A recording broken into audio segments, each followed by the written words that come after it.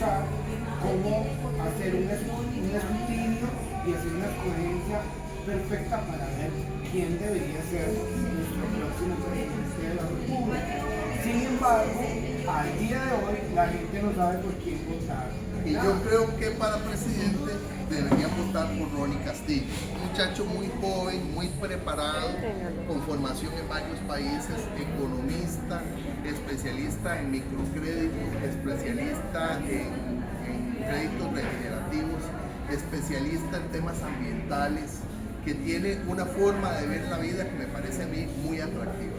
Y también quiero pedir que voten para diputados por los diputados del partido aquí en Costa Rica Manda y que voten por mí, que me comprometo a luchar contra el narco, contra la delincuencia, contra el crimen organizado. Esa va a ser mi especialidad, contra el PANI, contra las grandes injusticias que vivimos los hombres en materia de pensiones alimentarias.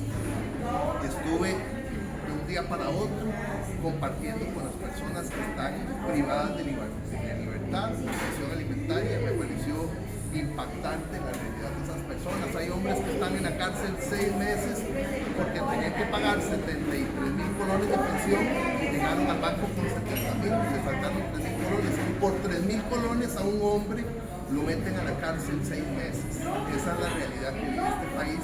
Y ante esa realidad es que he sentido la necesidad, el compromiso con mi destino de ser diputado, de tener más opciones para combatir al narco, para combatir al crimen organizado, que es el que me quitó a mis hijos. Porque mi ex esposa se ligó con grupos narcos y yo tengo como probar. Sí, don Celso Gamboa, ¿verdad? Es uno de los personajes a los cuales usted sacó a la luz detalles, ¿verdad?, que han venido a causar una controversia, ¿verdad?, y unos debates de manera judicial a nivel internacional, ¿verdad? Era algo que todos no esperábamos, porque don Celso Gamboa es una persona querida, ¿verdad? Y de repente uno jamás pensó que esto podía pasar. ¿Cómo usted empezó este proceso de investigación con él? Bueno, primero aparece un abogado que se llama René Orellana. Yo empiezo a investigarlo y me encuentro ahí a un narco que se llama ese Chupeta, que es un narco colombiano que le prestó un jet a Laura Chinchilla, que se hizo famoso en Costa Rica por ese tema. Apareció otro que le dicen Palidejo, porque a los narcos usualmente se les conoce por un apodo. Y entonces Palidejo es el narco costarricense que mandó en Guatemala a matar a Facundo Cabral, el cantante. Y bueno, yo empecé a investigar y me di cuenta que ese hombre estaba ligado a 12 narcos. Y originalmente yo pensé que Gabriela se llama mi ex esposa, que Gabriela más descuidada, como contrató un abogado a cuestionado. Yo empecé a atacarlo porque estaba desesperado por mis hijos.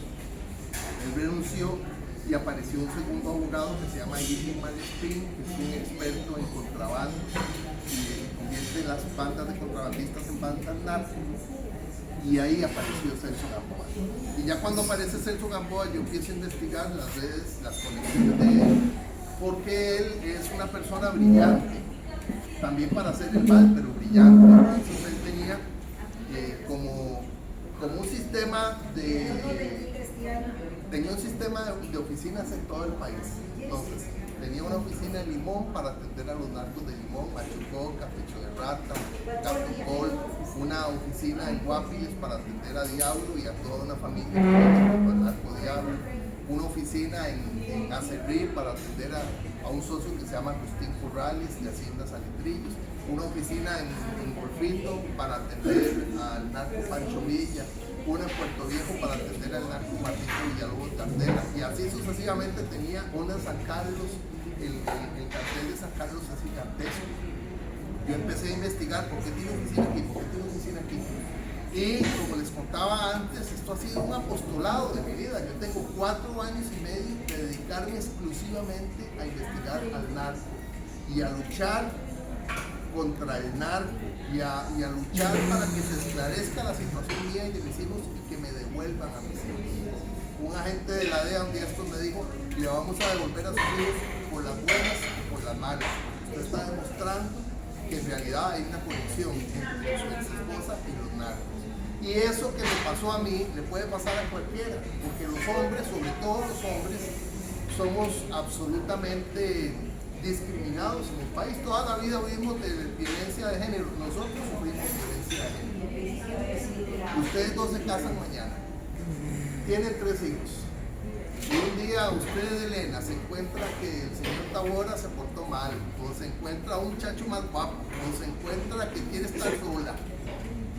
Entonces usted busca a uno de estos abogados y el abogado le dice: Elena, ustedes tienen 3 hijos juntos, ¿usted quiere que Tabora deje de ver a los hijos? Sí, pongámosle una denuncia. Y le ponen una denuncia falsa como cualquier cosa. Y aquí no es delito que alguien vaya y ponga una denuncia falsa, como esa denuncia que le acaban de poner a esa señora por el tema del presidente, que es un soberano ridículo. Yo conozco a la señora. Esa señora tiene de terrorista lo que tengo yo de monje tibetano. O sea, nada, absolutamente nada. Pero aquí es muy fácil destruir el honor de alguien. Y así es muy fácil. Entonces, ¿cuál es la diferencia entre mi caso y los demás? Que usualmente a los hombres les da vergüenza. Y yo he salido públicamente y he dicho: mi ex esposa me denunció por violación y es absolutamente falso. Mi ex esposa me denunció por abuso sexual contra mis hijas que tenían 1 año y 2 años. Y es absolutamente falso. Pero le ponen a usted una denuncia, la desestiman, usted va y le pone otra. Elena y yo nos casamos. Ella me va a poner una denuncia. La desestiman, entonces va y pone otra, la desestiman y va a poner otra. Llevo 4 denuncias por el mismo tema y mientras tanto no me dejan ver a mis hijos. Hay un abuso del sistema, se llama abuso de derecho en contra de los hombres, también en contra de las mujeres, porque también hay hombres que hacen esto. O mamás, hay casos, el caso de Fiorella Mora, que es una mamá que tuvo 3 hijos, empezó muy jovencita y en un momento dado le dijo al esposo: mira, me doy cuenta que me gustan las mujeres, soy bisexual. Y entonces el esposo le dijo: no, mira, mejor no dejemos las cosas hasta aquí, pero en paz. Y vivan en paz. Y a la mamá de ella se le convirtió su hija y dijo: no, yo no voy a permitir esto. Y la propia mamá de ella montó una denuncia falsa contra Fiorella Mora y ella tiene de no ver a sus hijos lo mismo que tengo yo, 4 años. Y en el medio pasan cosas terribles. Por ejemplo, yo logré demostrar que la psicóloga de mi caso mintió. La suspendieron 3 años y yo sigo sin ver a mis hijos. Se llama Adriana Batista Rojas. En el caso de Fiorella logramos demostrar que la psicóloga del caso de ella, Samaya Calderón Montero, mintió. La suspendieron 3 años, pero ella sigue sin ver a los hijos. ¿Y qué pienso yo? Que es terrible para mí, pero es terrible para mi hijo Joaquín, que tenía 6 años, que tenía un papá presente en su vida y que de un momento a otro se lo arrebataron. O para mi hija Montserrat, que tenía casi 3 años y era muy cercana a mí, era pegoste conmigo, como son las chiquitas con el papá. ¿Y qué decir de mi hija? Decirle a Almudena que tenía 1 año, y me conoce. ¿Cuál es la diferencia entre mi caso y todos los otros casos? Que yo lo hice público. Fui a La Teja y dije: mire, me denuncian por esto, y me dice la muchacha: mejor váyase, porque deberíamos sacarle una portada. Y digo: sáquelo. Le sacaron una foto de la portada: Camilo denunciado por violación. ¿Por qué? Porque es falso y porque hay que agarrar el toro por los cuernos. Y por eso no me da miedo absolutamente nada. Mire, a mí me dicen que alguien después del hotel en la estación 47 está hospedado el narco diablo. Yo voy con unas cámaras, con unos teléfonos y le toco la puerta y lo grabo. ¿Por qué? Porque yo estoy en una lucha contra los narcos para demostrar que mi ex esposa y su familia se llegaron a narcos, que ella tiene un primo narco y que en ese poder de narcos me quitaron a mis hijos. Pero ¿cuántos hay como yo? Miles de hombres y miles de mujeres, porque el PANI, por ejemplo, le quita los niños a las mujeres con absoluta facilidad, y el PANI destruye familias, y INAMU no sirve para nada. INAMU no, una mujer como Fiorella Mora va al INAMU y el INAMU no le ayuda. En cambio, si Elena y yo nos casamos y Elena se quiere sacar el clavo conmigo y va a ir al INAMU y le dicen: póngale una denuncia de violación. Pero es que Camilo no me violó. No importa, póngasela. Y le destruyen la vida a un hombre. Yo le conté a los dos antes del programa que hace 4 años y medio, cuando empezó esto, yo tenía 30 años de ser periodista, de trabajar en medios, y de un momento a otro sindicatos, cooperativas, solidaristas, canales, emisoras, y nadie me dio la cara. Nadie me dijo, mire Camilo, no queremos que vuelva porque su señora mandó aquí una denuncia. No, simplemente yo tenía que adivinar en cada lugar que no querían que Vamos a hacer estuviera. el primer corte y cuando regresemos vamos a preguntarle a Camilo Rodríguez su plan de gobierno en el estado de la Asamblea Legislativa que firma unos meses como el candidato a la política número 1 del Partido Política. Regresamos con política actual y el life coach José Antonio Tabora. Con el life coach José Antonio Tabora, el invitado de lujo Camilo Rodríguez, el periodista que está causando una polémica en Costa Rica y que además representa a la primera papeleta por San José del partido Costa Rica Manda, y que la gente está muy impactada porque necesitamos políticos como él, ¿verdad? Y entonces quiero hablar sobre la futura Asamblea Legislativa, ¿verdad? A la cual usted en mayo ya va a estar ahí. Dios quiera que así sea. Creo primero que todo que eso que dice Laura de 40 diputados es un verdadero peligro para el país. ¿Va a pasar Este o no va a pasar? Jamás, jamás. Ni cuando son solo dos candidatos, hay 40 diputados. Ni siquiera después de la crisis de Carazo, Luis Alberto Monge tuvo 33 diputados. 40 no van a tener. Si acaso, pero así que les vaya muy bien, van a tener 18 diputados. Si acaso. Pero además es que es preocupante, no solo en el gobierno, sino en Liberación Nacional, en el Partido de Unidad, en el PAC, la penetración del narco. Y por eso mi centro de campaña es el combate al narco. Yo soy un guerrillero contra el narco. Ando 8 teléfonos, porque los narcos me hackean los teléfonos, me hackean los WhatsApps. Tengo 100 páginas de Facebook, porque tratan de cerrarme las páginas. Me han cerrado montones de páginas de TikTok, ya los Facebook no me los cierran igual que antes. Y toda la lucha la hemos hecho sin recursos.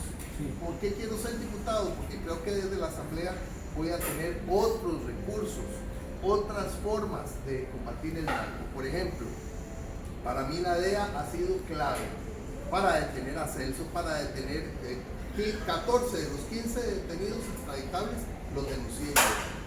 Pero además, por ejemplo, la OPAP, Israel debería entrar a Costa Rica igualmente a vigilar el tema narco. Nosotros somos un país muy pobre, muy pequeño, y el narco es un negocio mega millonario que nosotros necesitamos cooperación internacional para poder enfrentar este tema. Y este tema es un tema que ha afectado muchísimo al país. Hay miles de personas en Costa Rica afectadas por el consumo de piedra, por el consumo de cocaína, por el consumo de marihuana, por el consumo de alcohol de manera excesiva, pero además eso provoca serios problemas de delincuencia. Hace un tiempo conocí aquí a un periodista español experto en temas internacionales, ha trabajado en 60 países. Yo he trabajado en 60 países, pero tomando fotos de templos. Él ha trabajado en temas políticos y yo le preguntaba que qué le llamaba la atención de Costa Rica y me dice, lo bueno, la naturaleza, lo malo, ustedes viven entre rejas, con miedo, viven encerrados y las calles siempre están sucias y oscuras. Y es cierto, no tenemos luz. San José es una ciudad fea, este país es precioso, excepto San José. Porque hay que tener mal gusto para decir que San José es bonito. San José es una ciudad fea. ¿Qué le falta? Le falta color, le falta vida. Con solo que pintemos todos esos edificios con azul, con anaranjado, con colores fluorescentes, le daríamos vida a San José. Pero San José es una ciudad fea. Y creo que en la Asamblea Legislativa podría tener posibilidades de ayudarle, podría tener opciones de ayudarle a mucha gente a combatir el tema narco y el tema de las familias, el tema de las pensiones alimentarias, a defender a gente ante el PANI y ante INAMO. ¿Qué tiene el partido Aquí Costa Rica Manda que usted decidió apostar por este partido político, ¿verdad? Sabiendo que Sí. había venido una gran publicidad con doña Pilar Cisneros en la época que estaban con el partido y de repente vimos que ya doña Pilar no estaba. Bueno, eso es lo primero que le voy a ¿Qué fue lo que contestar, pasó? muy interesante. Doña Pilar Cisneros fue la primera persona que me dijo que ella iba a estar en Aquí Costa Rica Manda. Porque el partido que fundó el presidente Rodrigo Chávez es Aquí Costa Rica Manda. No es Pueblo Soberano. Pueblo Soberano lo fundó Mayuli Ortega, que va en el cuarto lugar por San José, y que es un peligro para Costa Rica. Porque ella estuvo casada con un narco en México, estuvo juntada con otro narco en México, fue amante de otro narco en México. A alguna de la gente le choca que yo hable así, pero yo primero investigo y cuando tengo toda la investigación digo las cosas.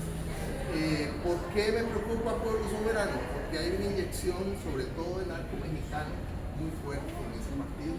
Yo admiro a Pilar Cisneros, la respeto profundamente. Hay otros personajes de ese partido que no respeto, pero a doña Pilar la respeto, la quiero. Año y medio antes de que detuvieran a Celso Gamboa, yo se lo dije a ella. Le dije, Celso Gamboa, Otto Guevara y Choreco son personajes nefastos para el presidente y están cerca del presidente.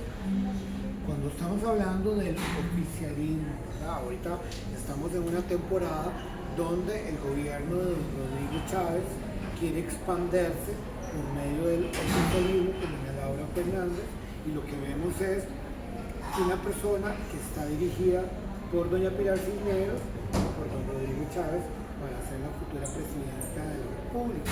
Vemos las estadísticas y en primer lugar, en este momento está doña Laura Fernández, en segundo lugar don Álvaro Ramos y en tercer lugar está Fabricio Alvarado en este momento. De estos tres candidatos a la presidencia, nosotros entrevistamos la semana antepasada a un candidato que es el esposo de Joana Bukele, él se llama José Miguel Aguilar Berrocal, ¿verdad?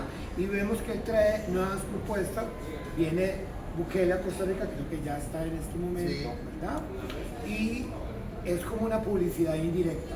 Vemos, el presidente lo trae con una primera piedra, pero igual está beneficiando también a don José Miguel Aguilar Berrocal, porque él es el primo de Joana José Aguilar Bukele. Berrocal es alguien que yo conocí hace tal vez como unos 28 años, cuando él tenía un poquito más de 20 años. Yo tenía también un poquito más, él es como 3 años menor que yo. Lo entrevisté en Repretel, lo entrevisté en Canal 13, lo entrevisté en Radio Monumental y lo entrevisté en Radio Colombia, porque tiene unos proyectos sociales, sobre todo en Guanacaste, hermosísimos, hermosísimos. Algún día él va a tener posibilidades, creo que en este momento no las tiene. Y creo que él no va con doble postulación. Si fuera con doble postulación, va a ser diputado. Pero si no, pues no es el momento de él. ¿Qué me preocupa? Que es un partido tureca de Liberación Nacional. Antonio Álvarez de Santi financia ese partido. Entonces, es un partido que está contagiado por todas las cochinadas de Liberación Nacional. Liberación Nacional es el partido que empezó a traer narcos en Costa Rica. A Vesco en el año 70, a Fiona en los años 70, Vesco, Fiona de Francia, luego Elizalde de México, en el 82, 83 a Caro Quintero, luego a Ricardo Allen y a Leonel Villalobos, y la lista es larguísima en Liberación. Y más larga todavía en la unidad de Ricardo Juan González. La unidad, Liberación, el PAC y este gobierno, los cuatro están contaminados por el narco. Y yo voy a ir a combatirlos. Bien, cuando estamos hablando de los partidos políticos que se mueven en este momento, vemos 20 candidatos a la presidencia de la República. Hace 4 años eran 27 o 28. Sí. Ahora bajan. Casi todos los partidos políticos son nuevos. Casi todos, uno ve nuevos.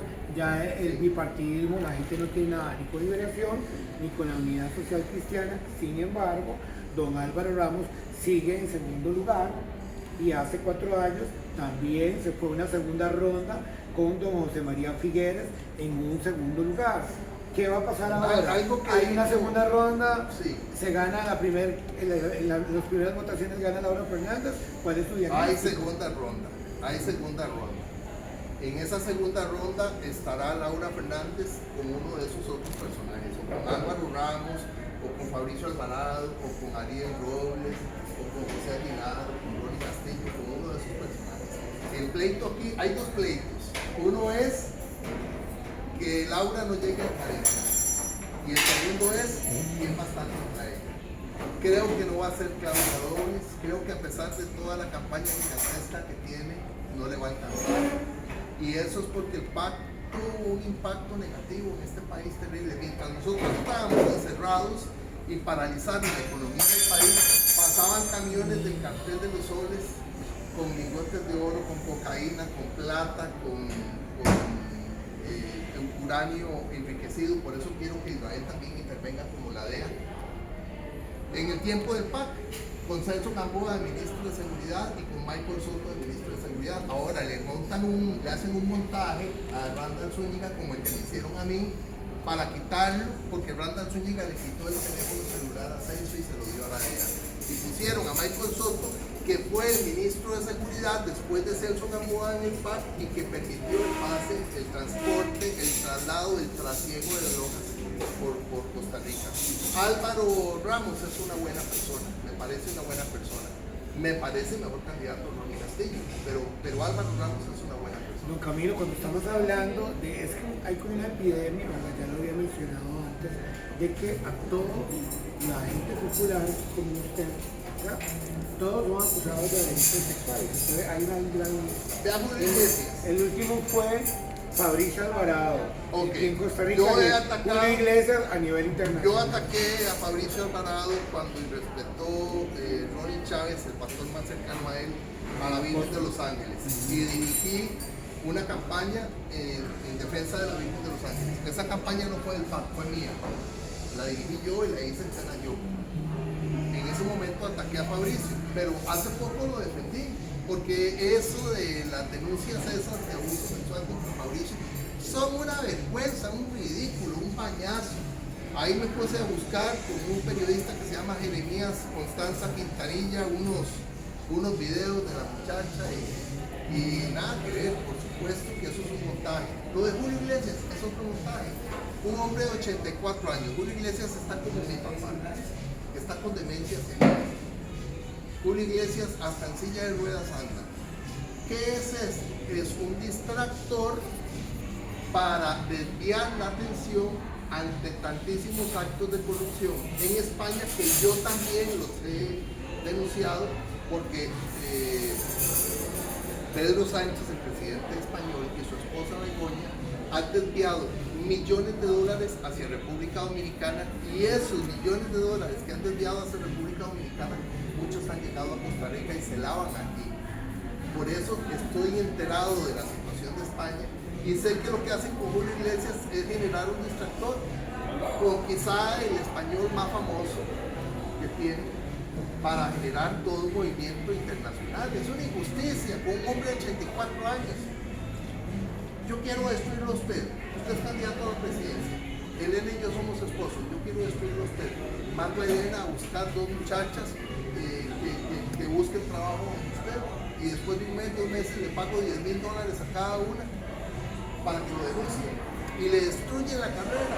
Eso es absolutamente injusto, y eso se lo hacen a los hombres en Costa Rica, en España, en toda América Latina. De hecho, nosotros aprendemos del modelo de España, de Argentina, de Perú. Empezaron esas malas costumbres ahí y llegaron aquí.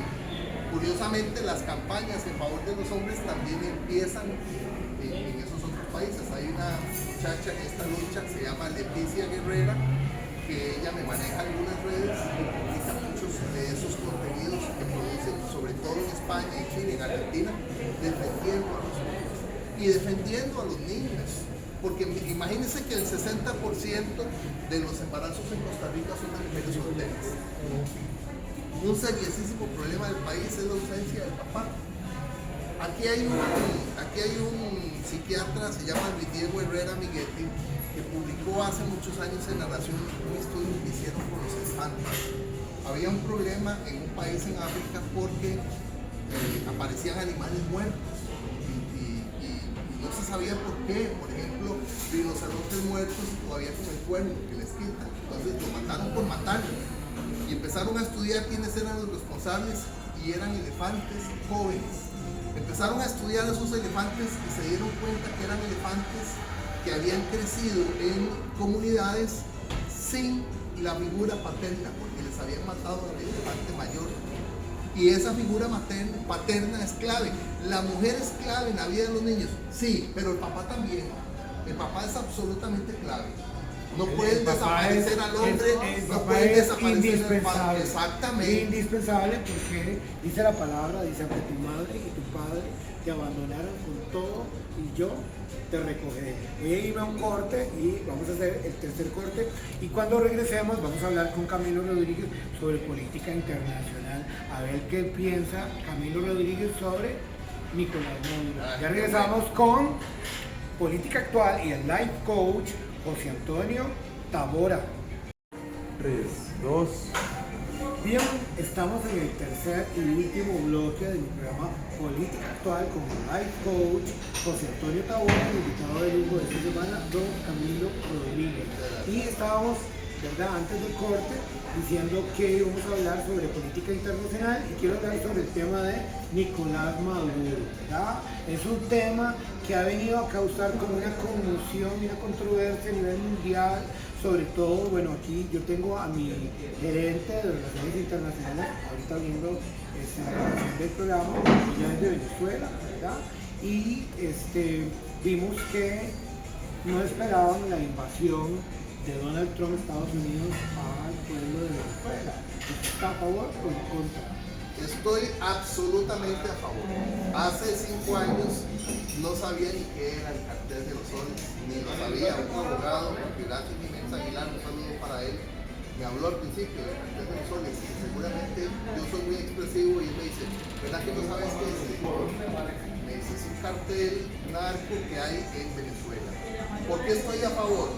Porque los países de América Latina no hemos podido solitos combatir, muchas gracias, no hemos podido solitos combatir al narco. Y Estados Unidos lo que hizo en Venezuela debió hacerlo hace mucho tiempo, porque mucho de la penetración del narco que hay en Costa Rica viene de Venezuela, de Nicaragua y de Cuba, de 3 países socialistas. Es más, en el tiempo del PAC, Venezuela ponía la droga, Colombia ponía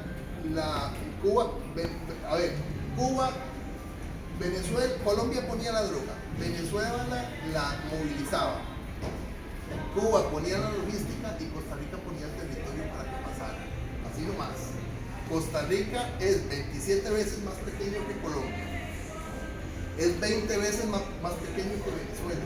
Y sin embargo es la bodega más grande del mundo de cocaína. Para mí deberían llevarse el Diosdado Cabello también. Deberían llevárselos a todos. Y de la misma manera deberían cargarse a Daniel Ortega y a la Chayo, Rosario Murillo, porque Daniel Ortega es un dictador narco. Es más, yo conozco narcos que dicen, la mitad de esa carga que viene esta semana es de Pollo de San Carlos y la otra mitad es de Daniel. ¿Cuál Daniel? Daniel Ortega. Es un narco Daniel Ortega, se lo tiene que cargar a Estados Unidos. Igual a Díaz Canel de Cuba. Es hora de acabar con esa dictadura que yo estudié una parte de mi vida en 3 islas del Caribe. Una partecita en República Dominicana, una partecita en Puerto Rico y otra en Cuba. Y es lamentable el abandono y la pobreza que vive Cuba. Las mujeres y los hombres se prostituyen porque no hay ni siquiera lo mínimo necesario. Y hay una idealización de la isla de Cuba y de la soberanía. No existe soberanía con hambre. No existe dignidad con necesidades básicas y con el respeto a los derechos humanos.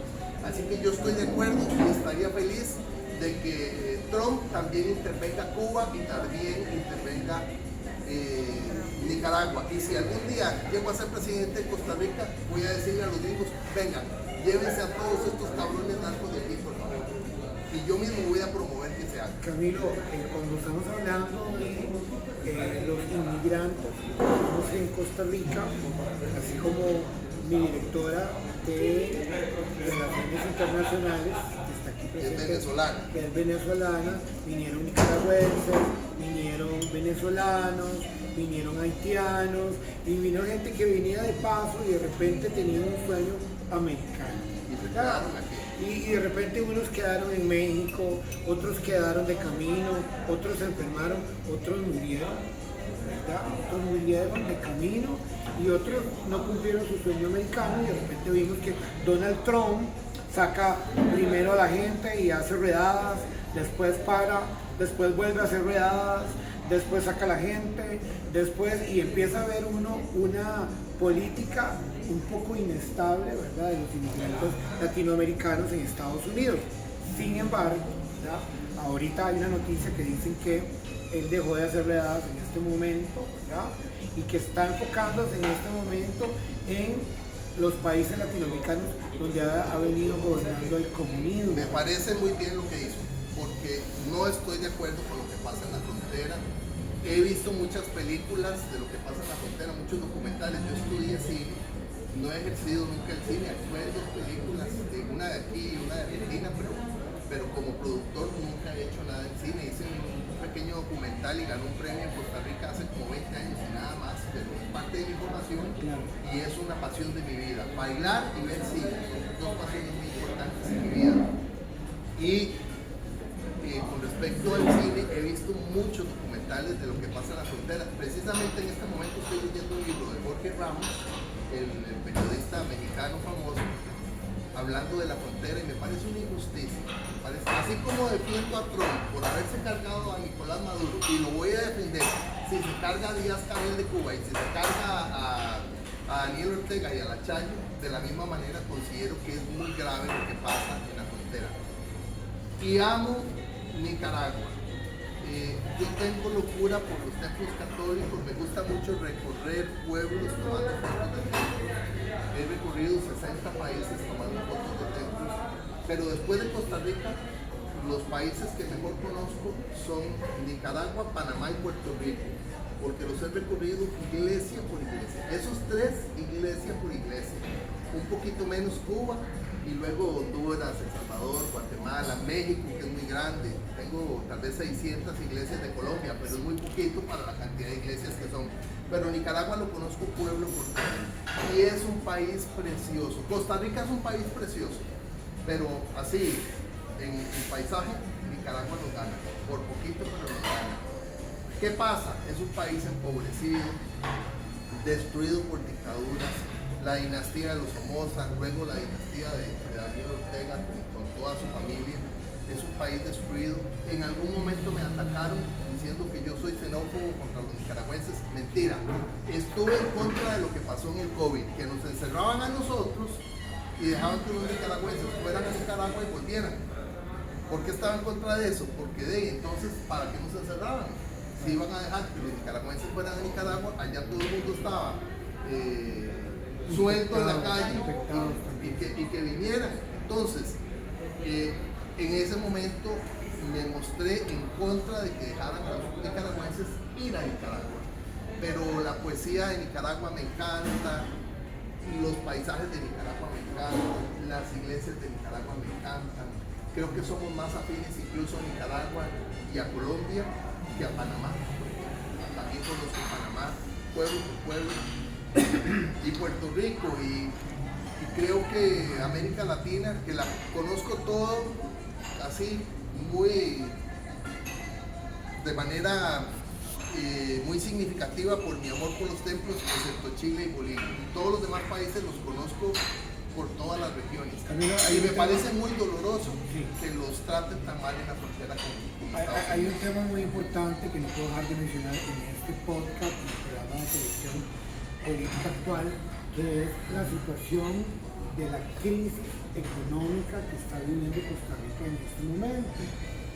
Han querido como solapar de que eso no está pasando. Sin embargo, vemos gente que está metida en ese sicariato, haciendo negocios ilícitos. Préstamos gota a gota. Préstamos gota a gota y haciendo muchas cosas, ¿verdad?, que de repente por la desesperación, ¿verdad?, que no encontraron la plata, que no encontraron trabajo, que tienen que pagar el recibo de luz, agua, teléfono, alquileres, ¿verdad?, y de repente no tienen cómo solventar sus necesidades. Yo veo mucha gente que está haciendo transporte privado, otros se convirtieron en bailarines de despedidas de solteras, como dijo usted, la prostitución en Cuba ahora también está en Costa Rica, hombres y mujeres, y se ve como una cuestión de desesperación. Yo soy un ejemplo, José Antonio Tabones, yo soy un ejemplo, no me da vergüenza tampoco decirlo. Yo estaba acostumbrado, era un periodista exitoso que trabajaba en muchos medios, estaba acostumbrado a viajar, viajé a 48 países con esa muchacha, con esas denuncias, con el chiquito Joaquín, viajé muchísimo. Y la vida de un momento a otro me dio un vuelco y me quedé sin trabajo, sin casa, con problemas de salud, con problemas para dormir, y creo que hay una crisis económica muy seria. Si usted trae aquí a Laura Fernández, le va a traer números de que ha crecido mucho. Sí, ha crecido mucho la economía, pero es una economía concentrada en muy pocos. Costa Rica tiene cada día ricos más ricos y pobres más pobres, y más pobres que antes, más pobres, o sea, no solo que los pobres son más pobres, sino que hay más personas metidas en la pobreza, y estrujadas, uno ahora vive más estrujado. Yo estaba acostumbrado a viajar, en este momento no podría viajar, porque no tengo los recursos. Ha habido un ejercicio de sensibilización, de humildad en mí, con todo lo que he vivido, y un acercamiento a Dios también diferente. Pero el país vive una crisis, eso no me cabe la menor duda.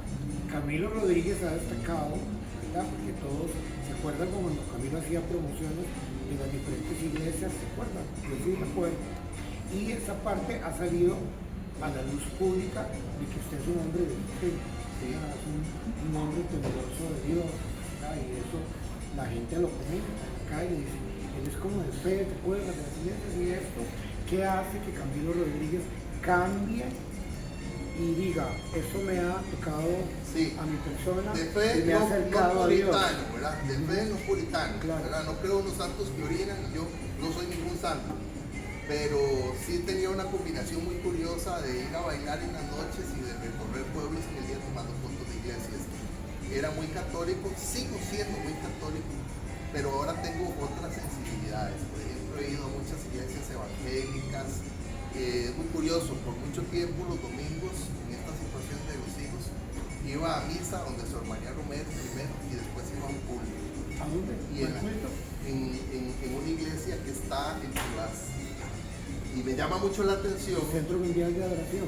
No, en un centro de oración familiar que hay en Tibás.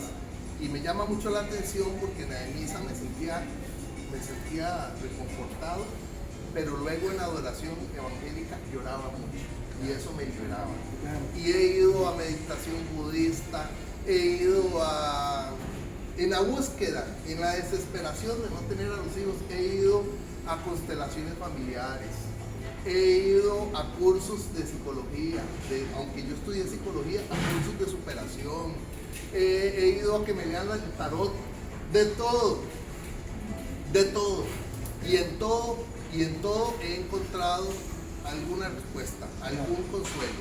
Sigo siendo muy católico, pero ahora tengo un respeto por los evangélicos diferente.